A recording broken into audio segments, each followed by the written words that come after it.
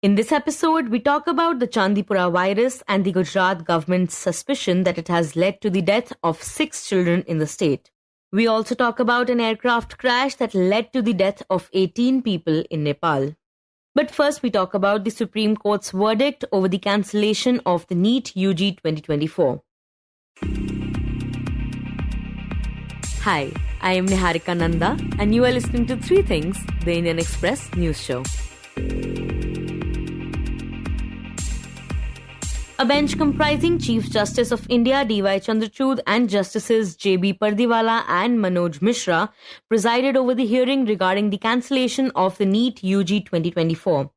Ever since the declaration of its results last month, NEET UG 2024 has been shrouded in controversy. The medical entrance exam saw a total of 67 candidates score a perfect 720 out of 720, which was something that has never happened in the history of the examination.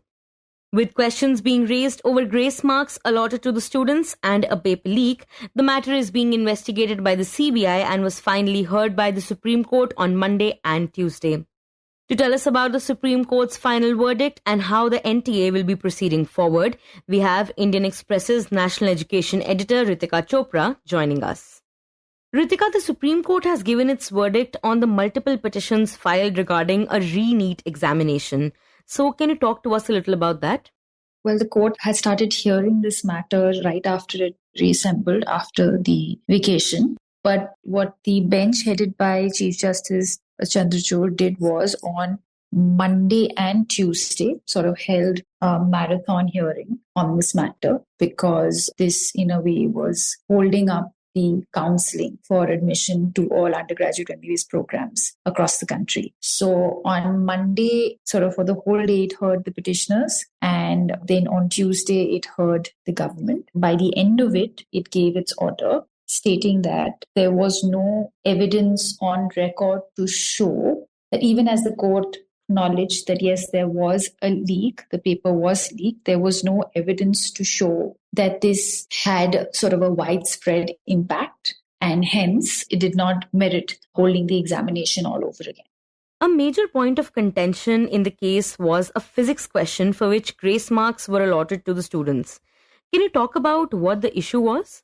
Even as the court did not order a re-NEET, there was one direction that it's given, which will have an impact on the admissions by way of the fact that the NTA would now have to recalculate scores, and which would now mean that there will be a new All India rank list. Why this happened was because, if you all remember, this whole controversy over the NEET undergraduate results actually started with the fact that there were as many as 67 candidates who had scored a perfect 720 this year. And in fact, the Indian Express, Diksha Tere, was the first to report that of these 67, there were as many as 44 candidates who scored a perfect 720 because they got grace marks for a wrong answer they had given to a question. And just to kind of quickly take you through what exactly happened here and why did they get grace marks for a wrong answer is because this was a physics question. And basically, the NTA initially in its answer key released one answer. And then about 13,000 candidates, as candidates can, they challenged that answer key and said that no, there was another answer. Many of the candidates had said that the old version of the physics NCERT textbook said that all atoms were stable. And since they followed the old version, their answer, at least as per the old version, is correct. And at that point, the NTA had agreed to this logic given by them on the ground that in India at least, even though this old version I think was a 2019 edition and there was a new version after that, but in India, a lot of candidates do study from old textbooks. These are textbooks handed down from, relatives and older siblings. So taking that into consideration, the NTA had decided to essentially overall add 5 marks to all those candidates who had marked the wrong option purely because they ended up following an old version of the NCERT textbook. And what did the court have to say regarding the grace marks being allotted to the students for this question?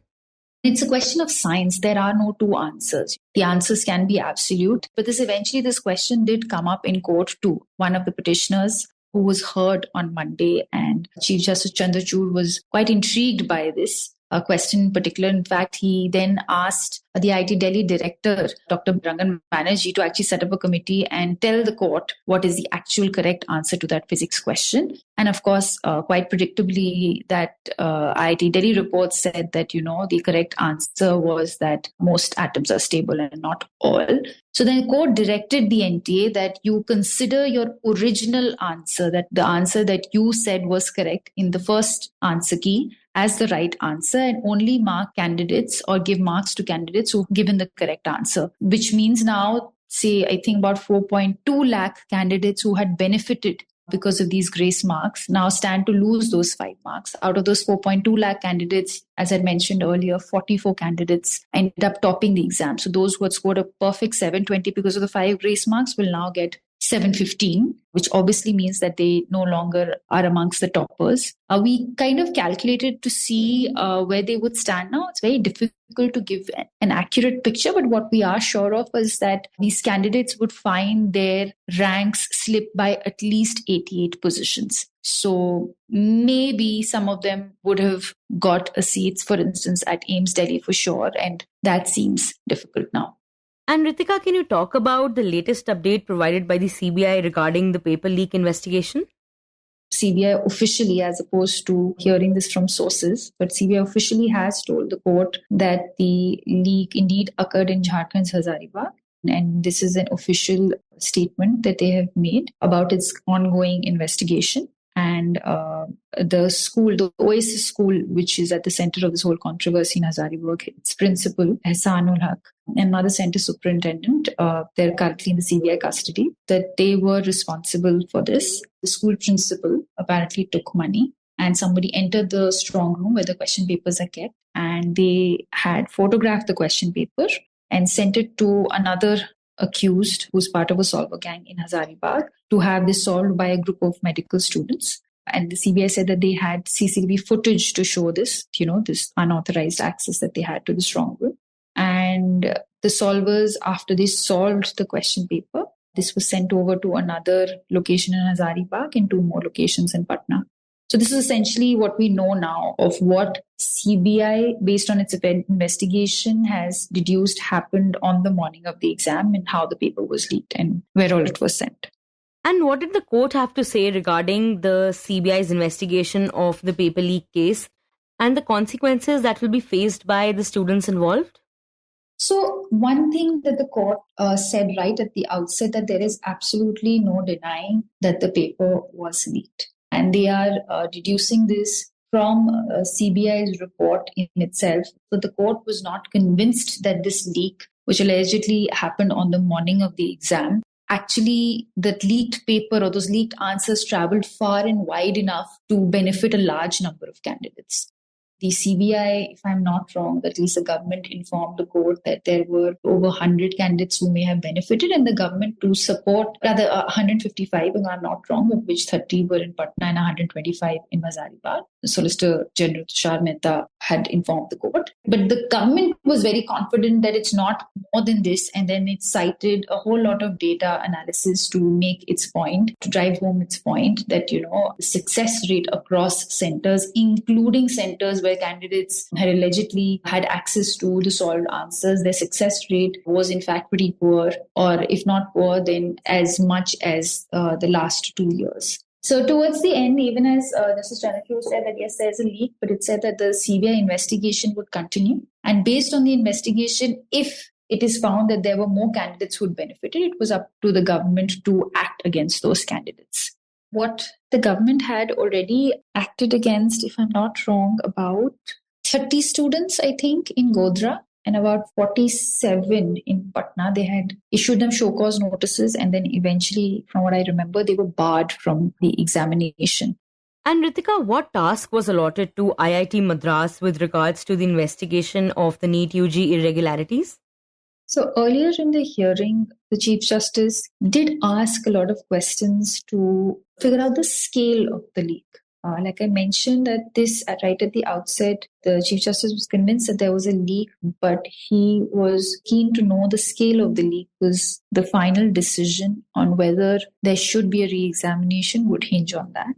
So the government on its own tasked IIT Madras. B. Kamakoti, who's the director of IIT Madras, he was tasked to analyze the entire raw data of the NEET undergraduate exam results this year to see if there are any abnormalities, any unusual spikes that he or rather the committee he sets up could see in the results vis-a-vis last year's result. And the IIT Madras report was actually also submitted to the Supreme Court. And like I mentioned earlier, that this data was also cited by the center, by the SG, to make a case that there was no widespread impact of any malpractice that took place. And IIT Madras basically, in short, said that, while it acknowledged that there were much larger number of candidates who had scored well this year, but it attributed that to an easier paper and a cut in syllabus. Other than that, it analyzed, for instance, all candidates in the top 100 this year vis-a-vis top 100 last year and their geographical spread. Again, another exercise for top 1,000 against their geographical spread like that, and see cities with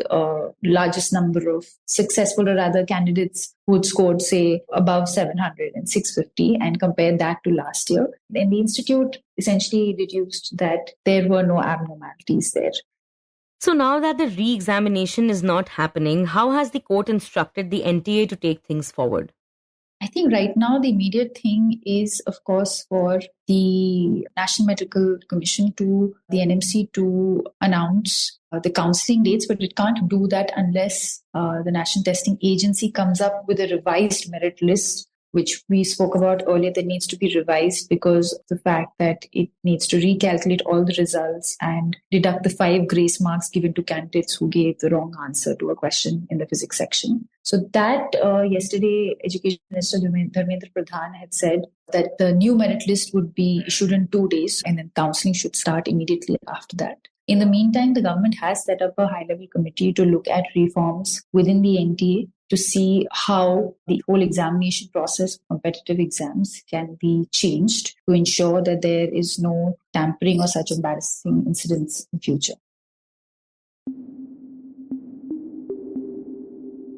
Next, we talk about the Chandipura virus, also known as CHPV, and how it is impacting children in Gujarat. On 15 July, the Gujarat government said that 6 children have died of the suspected Chandipura virus or CHPV infection in the state since July 10. So far, a total of 12 suspected cases have been reported. Gujarat's Health Minister Rishikesh Patel said, quote, 4 of these 12 patients are from Sabarkantha district, 3 from Aravali and 1 each from Mahisagar and Kheda. 2 patients are from Rajasthan and 1 is from Madhya Pradesh. They received treatment in Gujarat, unquote. The Chandipura virus was first isolated in 1965 while investigating a dengue or a chikungunya outbreak in Maharashtra. However, a massive outbreak of the disease in India was seen in 2003 and 4, reporting more than 300 deaths of children. To learn more about the virus, its symptoms and how medical experts are dealing with it, we have Indian Express's Sohini Ghosh joining us. Sohini, can you begin by telling us what is CHPV or the Chandipura virus? So CHPV is basically a virus, Chandipura virus, which is of the Rhabdoviridae family. So this is the same family which also has the virus that causes rabies. And the most striking thing about CHPV is the rapidness with which it works within the body. So usually, as per the existing medical literature that we have, it's kind of a consensus that there's a very high case fatality rate in this. And apart from the fatality, it occurs as soon as 24 hours to 72 hours after the first symptoms show up. And it is basically transmitted through a vector. So far, there has been limited research overall, but whatever there has been, it has shown that transmission can be through some species of sandflies and as well as the mosquito species of Aedes aegypti, which is also the vector for your dengue. And the virus basically resides in the salivary gland of these insects, or the vectors, and then it gets transmitted through the vector bites or the insect bites. So basically it can pass on through your mosquito bites or sandfly bites. And the worst part about this is why there is such a high fatality is because it reaches your central nervous system, which also comprises your brain. So it can reach your brain really soon, and then it's pretty much a dead end. Right. And can you talk a little bit about its symptoms? So your symptoms are pretty regular, which is flu-like, which includes your fever, body ache, headache, and once it progresses, the symptoms changed where you might get seizures, and once the seizures start coming in, it kind of indicates that the virus is now closer to the brain. And it can also cause other symptoms such as respiratory distress and anemia as well. And it affects mostly children, young children. Below 15 years is pretty much what has been seen so far in the cases. Sohini, you talked about how the virus is impacting children. So are adults at risk as well? In terms of risk, adults are not really at risk. But of course, an adult can be infected by the virus. But what doctors have been telling us is it has an association with the immunity. So children have lower immunity, as a result of which this pretty much is fatal for children. Whereas for adults, not really. So far the cases, not only this year, but otherwise also, since the time we have been reporting cases of Chandipura virus, at least the ones that have come on record, it hasn't really shown any fatality per se among adults. And can you talk a little bit about how it is being managed and what all steps are being taken in order to treat patients who are suffering from it? In terms of infection management, so there's a quandary here because the only way to manage it is with symptomatically.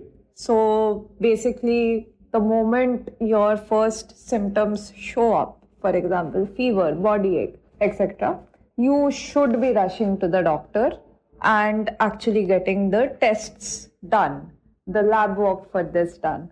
But one of the issues that comes up here is this disease also affects people who probably don't have that kind of access.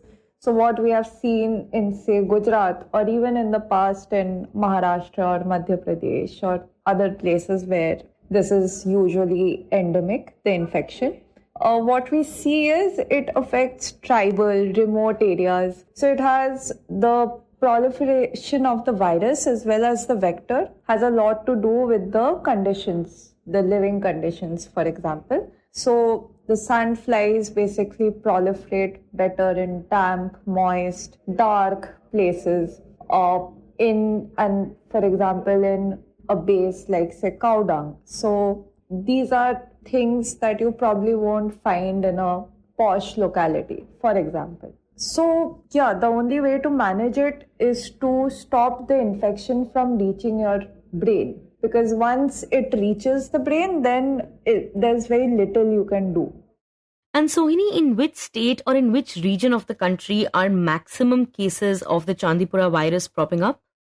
So this year, we are obviously reporting cases from Gujarat. But in the past, so there was one of the most significant outbreaks was in the year 2003 and 2004. So in these 2 years, the central part of India, say the states of Maharashtra or Andhra Pradesh or Madhya Pradesh and Gujarat, these were the affected states. And the virus was in fact first detected from Maharashtra, and it has so far remained contained in that central region. So, for example, we don't really see CHPV cases coming from Jammu and Kashmir or, say, Tamil Nadu. Even if they're very isolated few cases, not in clusters like what we saw in 2003 and 2004 and what we are seeing now. So what do the medical experts have to say about this? So currently, whatever they are saying is very generic, and that's partly driven by the fact that right now, for example, the outbreak in Gujarat, they are terming it as suspected cases. So there are hardly any confirmation of all the suspected cases that have been received. For example, Gujarat has, as of 22nd July, they had reported 88 cases of viral encephalitis. And out of them, they have managed to confirm only 22 of them, which is basically 1/4, 25% of them, to be actually positive for Chandipura virus. So right now, what the medical fraternity is suggesting is, firstly, that maybe, because one of the questions that people have is why now, or why are we seeing this sudden outbreak? Say if we saw the last major outbreak in 2004, then why are we seeing this after 20 years again? So one of the hypotheses is that this is probably driven by change in climatic conditions or weather patterns. But again, this is a stretch right now because first of all, we need to have confirmed cases and then we have to conduct studies. We have to actually map it with the temperature patterns and weather conditions. And that is how we can actually give a certain answer. But for now, this is what the experts are saying, that maybe there are some changes in patterns of, say, the vector or, say, the virus. It might have happened. And Sohini, you mentioned that as soon as someone starts developing symptoms, the best thing is to get a test done. So is there any particular medical test that the people can take? So the testing part involves your RT-PCR testing. But the problem here is that there is no RT-PCR test specifically for detecting Chandipura virus, which is available on the market. So one of the reasons why we are having such a long time to confirm the cases is because all these samples are being sent to NIV Pune for confirmation. So there's no test specifically which is available over the counter, or say a doctor can just ask a patient that you go and get yourself tested. So how doctors are seeing it right now is through a system of elimination. Generally, doctors do see a lot of cases of viral encephalitis, and for that there is a multiplex PCR test with some set panel of testing. So for example, it will check for your X virus, Y virus, Z virus. But beyond those panel, if there's some other virus involved, we wouldn't know. So yeah, that is more or less how the testing part is going on right now. And Sohini, is this virus a cause for worry for people across the country? Again, it would be too premature to say because, for example, if there is a change in the pattern of, say, the virus or in the pattern of the vector or how it proliferates, then yes, it would be a concern. That is what doctors say, because the whole concept of One Health is specifically this, that factors affecting the environment also change the manifestation of the disease, or it can change how the pathology of a disease. So if that is the case, then yes, it would be a cause of worry. But again, this would all be too premature when there's bare minimal data to go on and pretty much everything is working out on a hypothesis.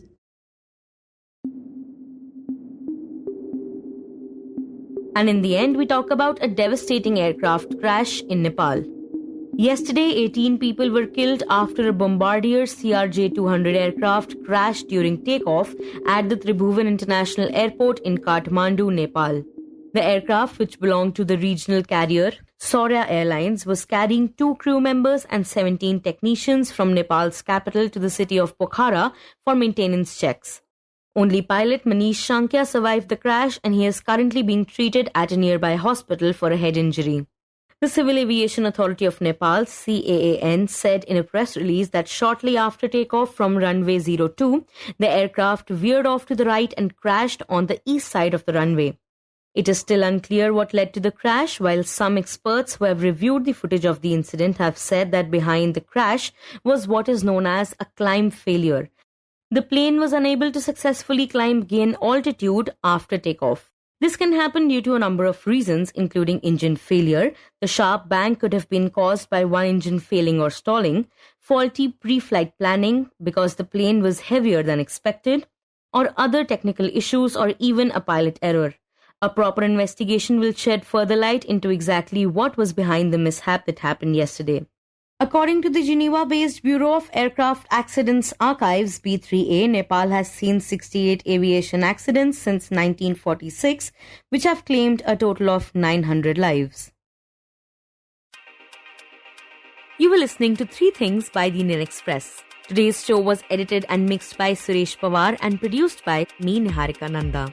If you like the show, then do subscribe to us wherever you get your podcasts. You can also recommend the show to someone you think will like it. Share it with a friend or someone in your family. It's the best way for people to get to know about us.